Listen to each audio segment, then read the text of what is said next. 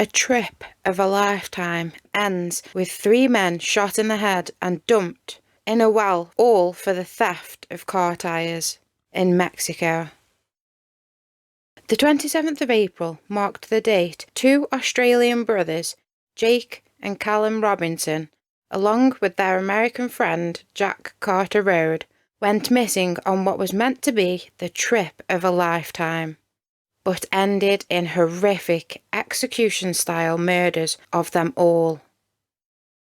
Warning: today's video could be distressing to some viewers.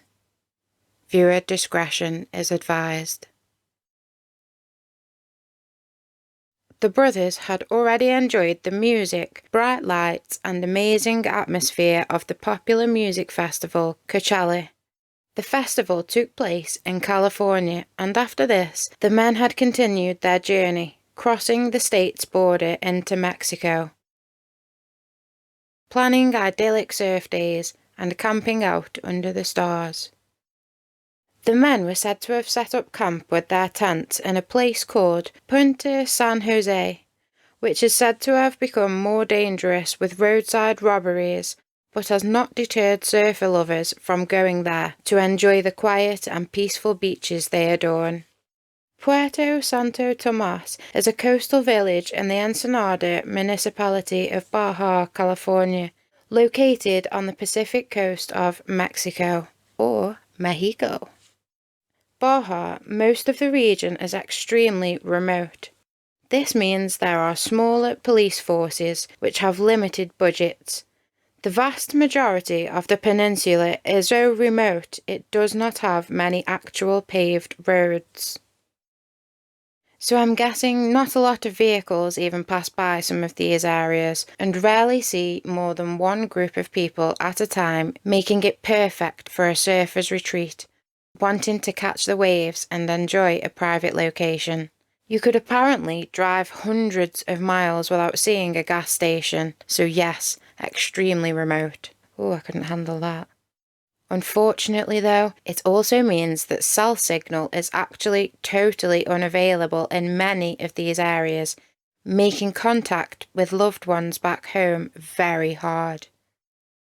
So I imagine their families and loved ones were aware of this and therefore prevented instant panic when not hearing back from the men straight away. But as the days went by, worry would set in, and after the men failed to check into an Airbnb on their next location in Rosarito, family knew things were not right.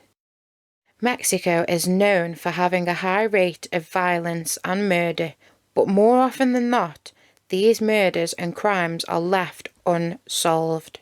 But when such crimes involve foreigners from, say, USA, Australia and the UK, families demand answers, and through social media and general media, the Mexican authorities are put under much more pressure to solve these crimes, like the 2015 disappearance of 2 Australian surfers who also went missing in Mexico. They were last seen alive the night of the 20th of November in a town of, and this is really hard to say, of Holobampo. I hope I've even got that slightly right. Adam Coleman and Dean Lucas, 2 surfers who were planning to travel to the city of Guadalajara but never made it. They were later found.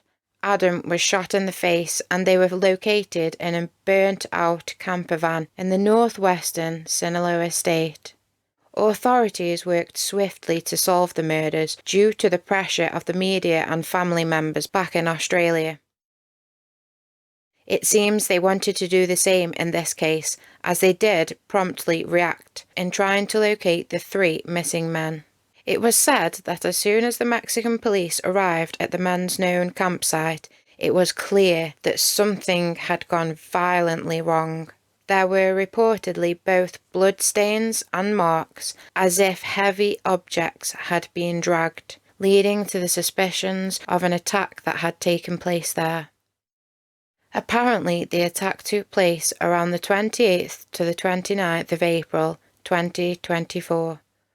It looked as though there had been a hurried attempt to destroy evidence, The tents the men were thought to be camping in were found burned. The white pickup truck the men had actually posted photos of on their trip was also found miles away and burnt out. It is reported that the known assailants in this horrific triple murder had driven past the isolated beach where the friends were enjoying their trip of a lifetime, relaxing together, unaware of the horrors yet to face them. It's then theorised the killers had noticed the white pickup truck and tents in such a rural location, and wanting to steal the truck's tyres and parts, they took their opportunity and did the unthinkable. Taking the lives of 3 men, just trying to enjoy a very special trip together, making memories, surfing off the beautiful Baja California coast, but instead being callously murdered for a few car parts.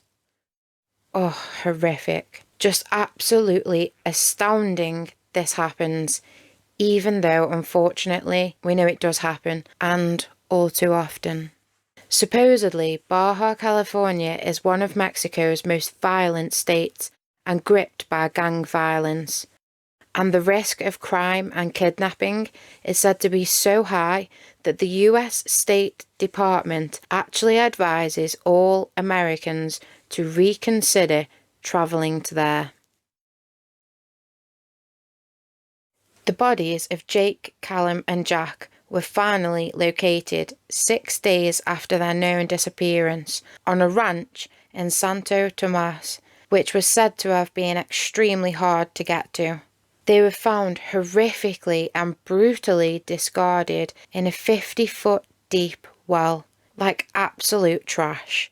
Just horrendous and incredibly heartless, and all for a few car parts. It's just truly beyond comprehension.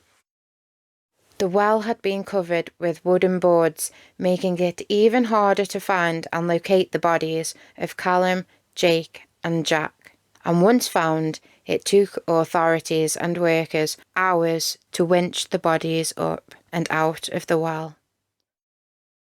When the bodies were removed from the 50-foot deep well, surprisingly, underneath there was a 4th body also recovered.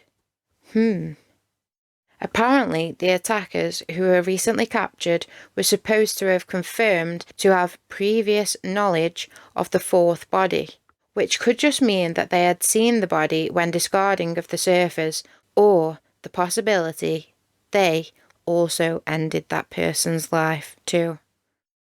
Now, I just want to add this little bit in here because I've seen it since we're putting together this episode, that apparently the cartel have admitted to helping solve this murder and handing in these culprits, which to me, the fact the cartel are even helping in the first place is a bit strange, so I don't know if I would even trust that. But obviously the evidence does point towards these people. I will carry on. 3 people have been arrested in connection to the disgusting, despicable murders. Because of the Mexican law, they do not release full names or even the faces of the perpetrators, which I do find a little strange myself, but I suppose until conviction it could be fair. Also strange is that we do see the female's face, but not the male's. 2 men and 1 woman. The woman, who we do know the name as Ari Giselle Garcia Cota, was actually found to be in possession of one of the victims' cell phones, immediately implicating her in the triple murders, or at least some knowledge of a crime. The men are said to be brothers. 2 of the 3 were found in possession of methamphetamines, so are being held pending drug charges. 1 male was arrested for what is the Mexican equivalent of kidnapping, but this was supposedly before the bodies were found, so charges could change. And I know some people will look at this and say, why just drug charges and kidnapping when clearly 3 people had been found dead, all with gunshot wounds to the head, by the way. Well, this is most probably because they need more time to make a solid case against these scumbags to ensure a proper conviction. So to be certain in the meantime that 3 possible killers are not loose on the streets, at least this way, using the drug and kidnap charges, they can keep the perpetrators behind bars and Mexico streets just a little safer. Then, when they have the evidence they need, I believe, or I at least hope, that imminent murder charges are ahead. The man who is believed to have directly participated in the killings, who by Mexican law was identified with his first and middle names, Jesus Gerardo or Gerardo. His alias name is El Quecas, which is actually slang for quesadillas or cheese tortillas. Strange nickname there.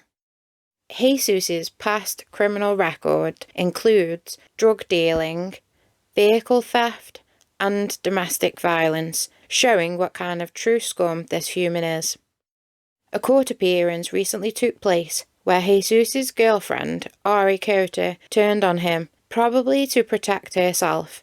She revealed to the court that on the 28th of 2024, Jesus had turned up to his girlfriend's home and told her, "I did something to 3 gringos." A gringo in Spanish-speaking countries basically means a white person, especially American, who is not Hispanic or Latino. The word is used in quite a derogatory. The word is used in quite a derogatory way and also seen as a racial slur. Allegedly, Jesus told his girlfriend, "I killed them." And I don't see, if he didn't actually do this and they were not involved in the crime, why she would just make this up. And remember, she was found to be in possession of one of the victim's phones, most probably given to her by Jesus. After his crazy admission, he proceeded to take Ari outside to her car to show off his hard work, where she looked up to find the dead man's tyres now on her vehicle. So, our 3 victims were supposed to be having the trip of a lifetime, one they all deserved, described as being strong and smart men who had their wits about them.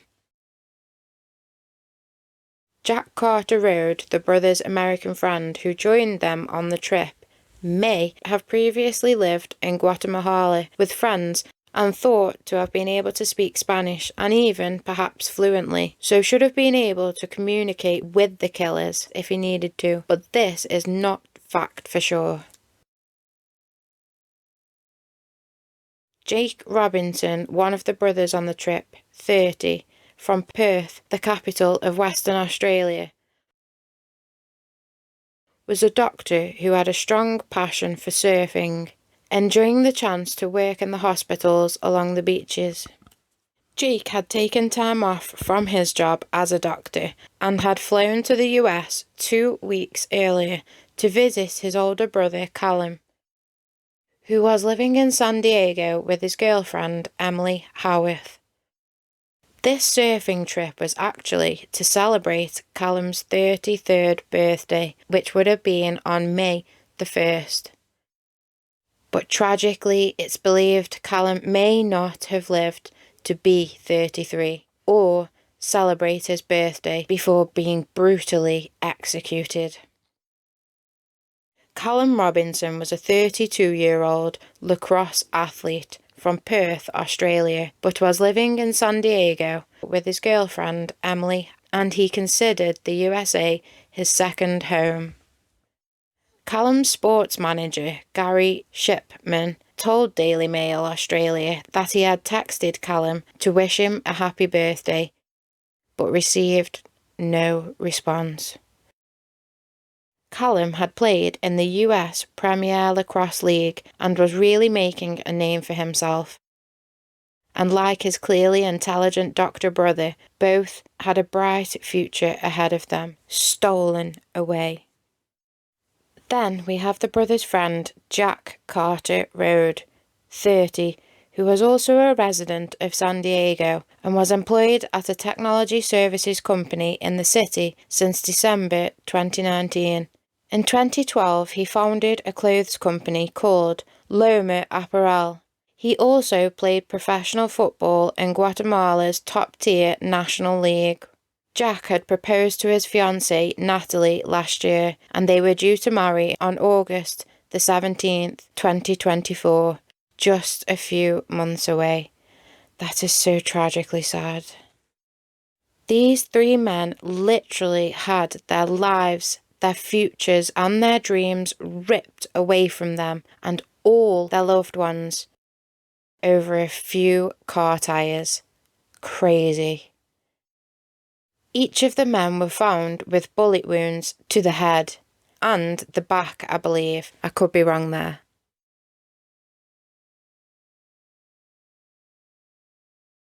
And these three men were not small or unassuming, but when faced with the barrel of a gun, it really doesn't matter how big you are. Let's face it. Since the horrific slayings, Mexican locals have hit the streets in protest to the horrific crime and all others happening in Mexico. Surfboards and signs adorned with messages like, "They only came to surf." "We demand safer beaches." Also ones like, "When will Mexico wake up to find our own missing people?" There are a few more as well that I've been able to translate. I'll just put on the screen.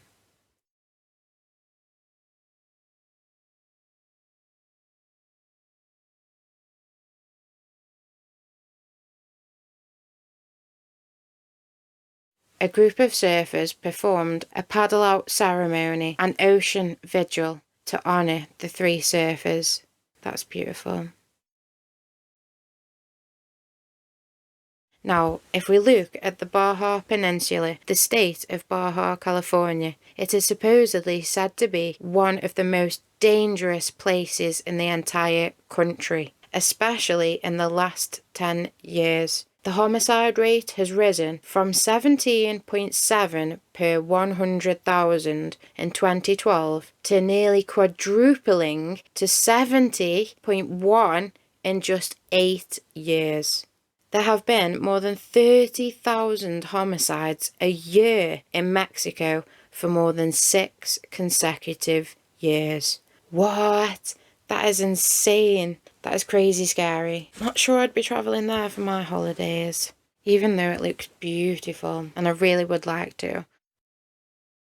Either these statistics were not known to many surfers, or it just did not deter them, as numerous surfers were said to head to the amazing Baja beaches, a larger isolated stretch of Baja Californian Pacific coast, secluded and perfect for catching those waves. Unfortunately, the desolate, deserted area is also the perfect location for the horrific crimes that took place.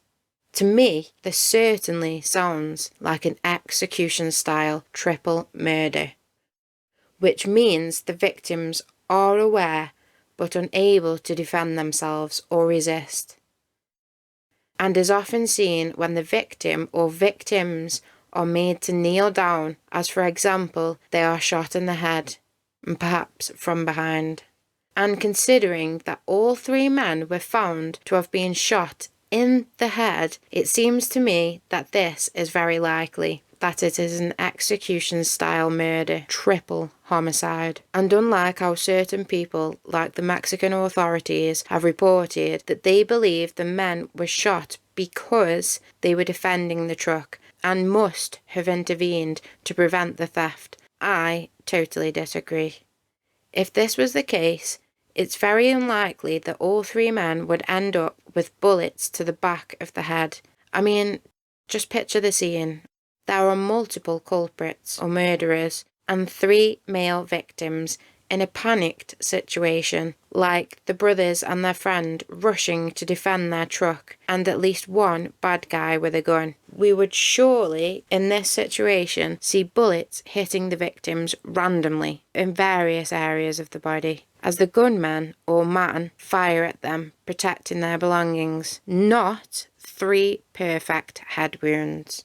It is way too controlled and precise to hit all three of these grown, fit and healthy men in the head in a panicked-like situation. No mention of other wounds, just the precise headshots. You just do not get that result from an attack like this. Whether or not authorities are saying this to try and prevent panic, or they truly believe that this is possible, I do not know. But to me, this was a clear, callous, sickening execution of three intelligent young men, all with bright and promising futures ahead of them, by pathetic thieves who believed car tires meant more than 3 whole lives.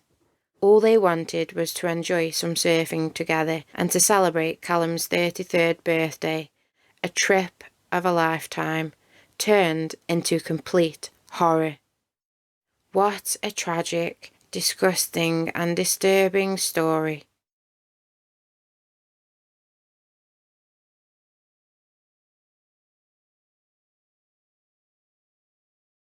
Let's hope these scum of the earth thugs get what they deserve, rot in jail or worse.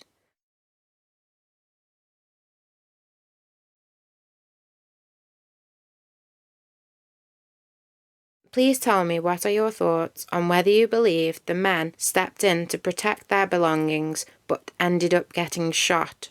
All in the head, mind. Or are you with me, thinking this certainly stinks of execution-style murder, where no matter what Callum, Jake or Jack did or said to the murderers, they would ultimately end up being executed, as that is what the evidence shows us. To me, it does anyway. But what do you think? Please leave your comments and thoughts on this story and episode today in the comment section, remaining respectful. I will try to keep up to date with how this story continues to unfold and hopefully do an update video, especially if you guys enjoyed this. Please give this video a thumbs up if you did and would like to see more. Thank you all so much for following, liking and subscribing to my channel. It really means the world to me and I appreciate all your feedback.